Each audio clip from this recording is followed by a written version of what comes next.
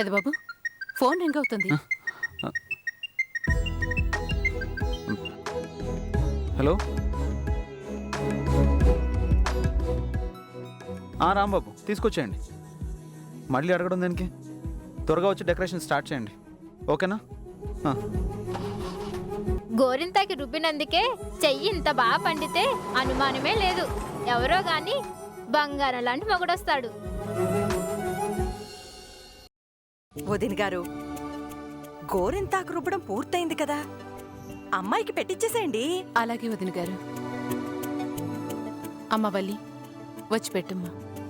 గాయత్రి, నువ్వు అల్లుడి గారికి పెట్టు. ఏమనుకోవద్దు, నాకు గోరింతకు పెట్టడం రాదు. వదిన గారు, అల్లుడి గారికి మీరు పెట్టండి. అమ్మో, నేనా? నేను ఇలా ఉండాలి అలా ఉండాలని చెప్తానే కానీ గోరింతాకు పెట్టడం నా వల్ల కాదు. నన్ను వదిలేయండి, మీరు పెట్టేయండి. మరెలా?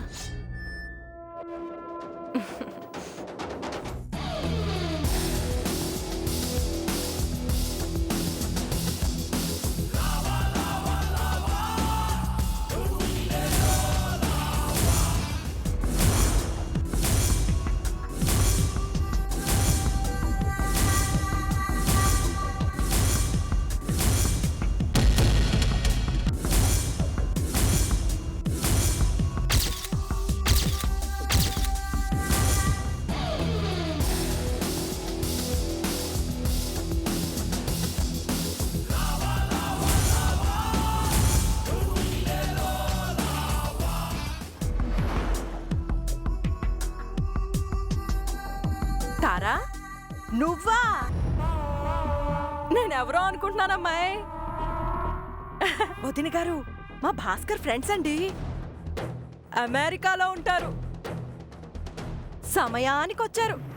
ఇంకా రాకపోతే మీరు అసలు రారేమో అనుకున్నాను. రాకపోతే వాడు ఊరుకున్నా మీరు ఊరుకోరు కదా ఆంటీ. వదిన గారు, నా సంగతి వీళ్ళకి బాగా తెలుసు. తారా, నీ ఫ్రెండ్కి గోరింతాకు పెడతా అన్నావుగా, పెట్టు. ష్యూర్ అండి.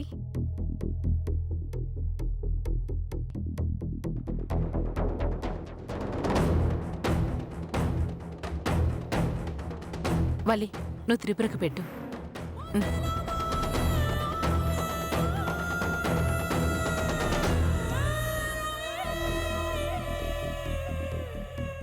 భాస్కర్, హ్యాండ్ ఇవ్వు. ఓ, ఆల్రెడీ హ్యాండ్ ఇచ్చావు కదూ. అదే గోరింటాకు పెట్టాలి. నా క్లోజ్ ఫ్రెండ్.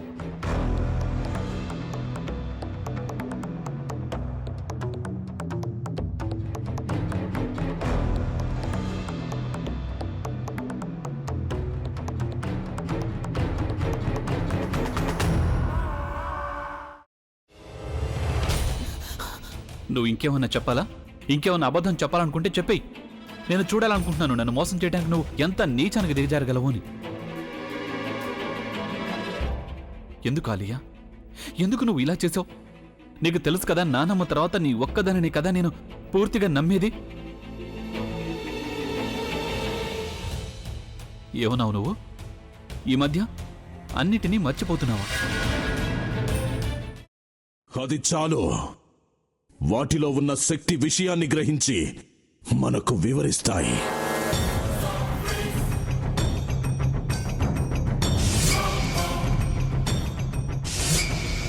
ఎవరు ఆ దండ విప్పొద్దు, గది తలుపులు తెరవద్దు.